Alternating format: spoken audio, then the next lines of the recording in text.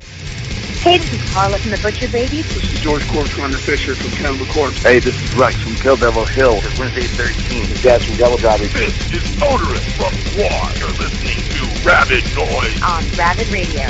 Turn it up. Welcome back to RABID NOISE on RABID Radio. That was Grace Descends by Suffocation, who will be shredding across the country with Decapitated in May. And joining us on the program now from the band is bass player Derek Boyer. Great to have you with us tonight, man. Awesome. Killer. Thanks for joining us, man. Well, as we mentioned, you're going to be heading here for a massive tour with the Decapitated guys, which is just an insane team up. Was it 2007 was the last time we saw you guys here? Yeah, I was just guessing earlier today. I think it was 2007 or 2008, and so you would probably know better than I. It's been a while since we've been down there, unfortunately. Yeah, because I was looking at them. I guess I've seen you guys, years ago, but I didn't realise it was that far back. So it's great you guys are coming back finally. Oh, yeah, we're excited, and it's the same thing. It feels like we were just there yesterday, but being Australia's a place you don't forget. It felt like I wish I was there more often. You're going to be here after your trip to New Zealand, which is really cool too. Are you the kind of guy who likes to get out and explore the surroundings? I love it, especially there. We'll be in some interesting places, let's say like, some of the cartel South American, Latin American countries, and it's scary to go out and venture. But if I'm in Australia, yeah, definitely I want to go to the beach. I want to see the sights. Absolutely. Have you ever gotten yourself lost when you're going out and about? Because, you go to so many different countries. I've got terribly lost in Belfast, Ireland.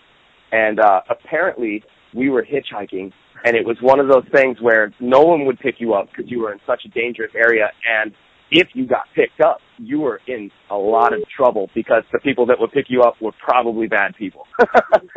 So that was the worst. It was like, oh, this guy's saying, hey, you guys want to come back and take showers? The bus we were in didn't have a shower, and we're like, the engineer and myself said, yeah, let's go back. He's the bouncer of the club. This seems totally safe. We take a cab to this guy's house, and it's like the craziest thing you ever seen. The guy's got just cars from Fast and Furious movies, got the stock car race from, got Smokey and the Bandit's car. This guy's house was insane.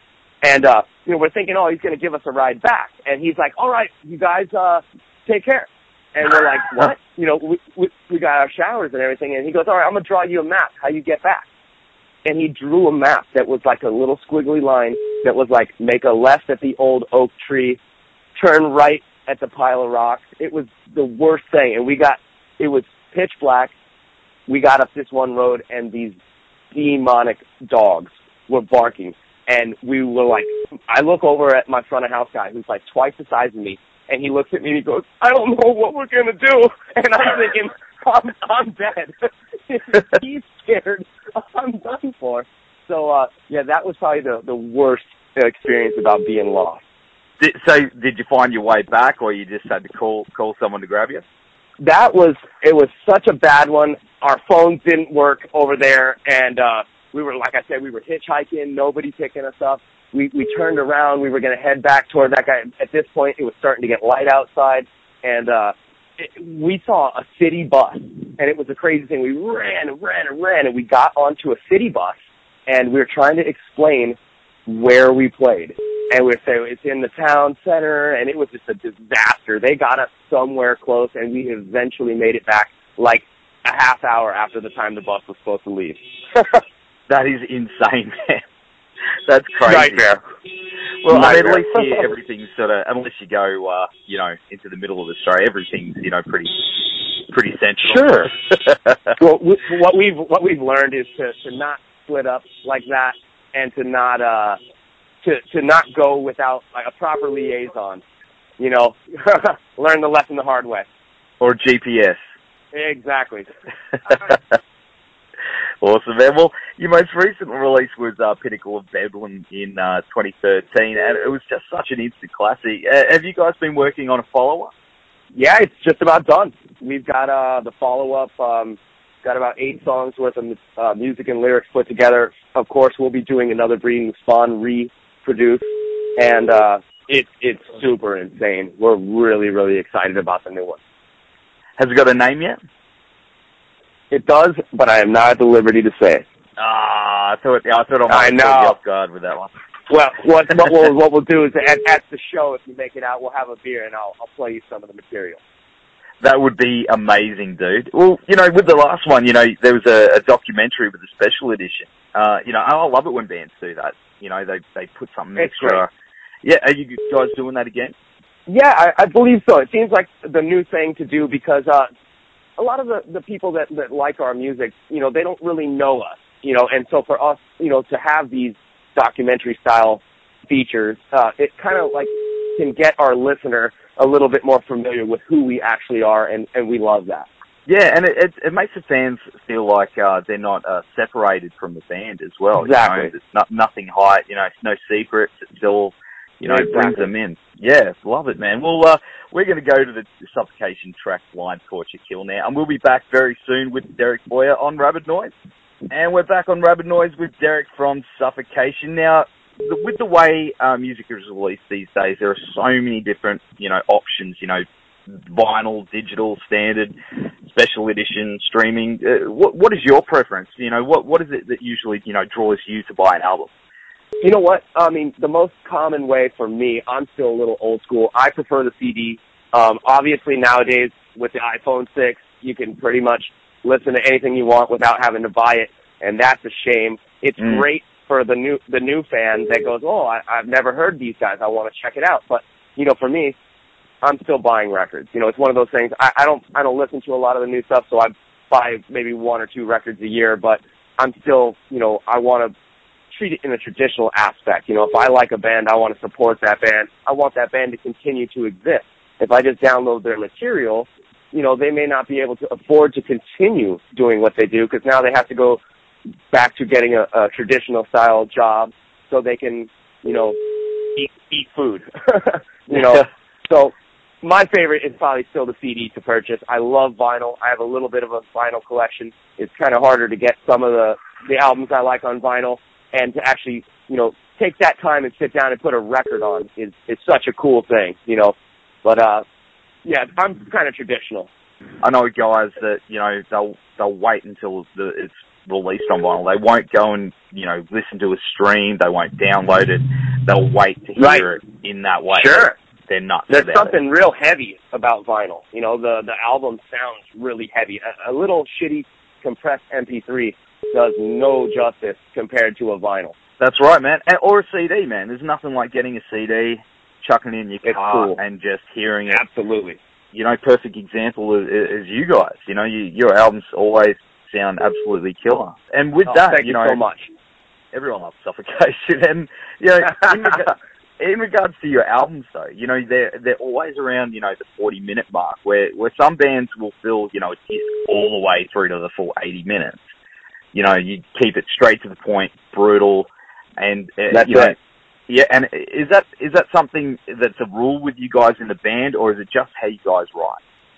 I think it's just who we are. We're not really into making 10-minute long songs, and we're not one of those bands that does the minute and 30-second peel-off sessions. We're just kind of like a 3.5, 4 minute a song type of band. And I mean, some songs, they end up being a little short or running a little long, and we're not going to say, we have to stick to our formula. We do what feels right, and what feels right is usually around that 40-minute, 45, 35, whatever in that zone. Is the next one going to be kind of the same, or is it going to be a longer album, or?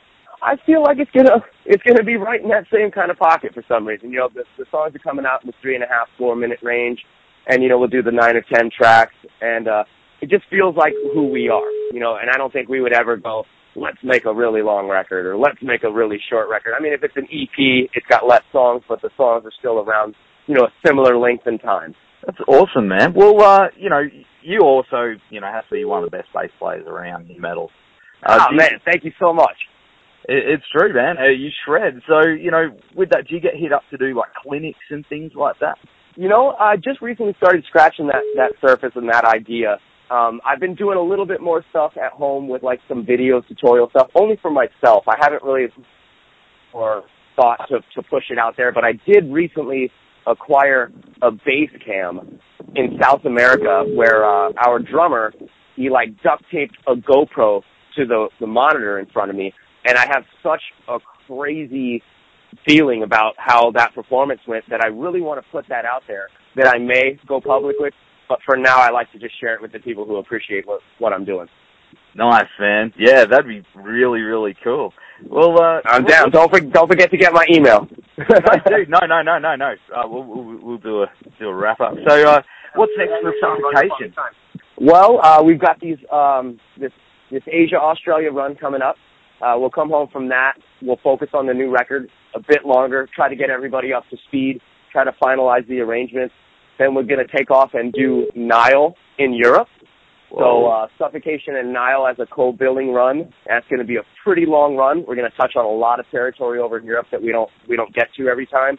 And after that, we've got a North American tour that's set up for late fall, early winter. And I don't think I'm at the liberty to discuss who we will be out with at this time, unfortunately.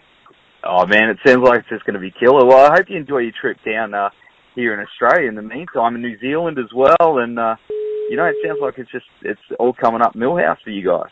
Yeah, we're stoked. We usually are on an album cycle or a touring cycle, and sometimes they kind of mess each other up where, we get a great opportunity to go out and perform, but we're kind of right in a hot moment working on the new album, and we have to kind of postpone what we're doing. And we've tried to work on the record on the road, and it's just kind of a chaotic environment. It's tough to do it from the road. So, but basically, right now we've got the material put together. We're going to get everybody up to speed in between the tours, and early next year we're looking to produce the new record. That's going to be killer. Well, we're going to go to the track Eminent Wrath from Pinnacle of Bedlam now. Thanks for hanging with us tonight, man, and we'll see you guys with Decapitated at the Hi-Fi in Brisbane on Thursday, May 7th. Excellent. Take care, my man.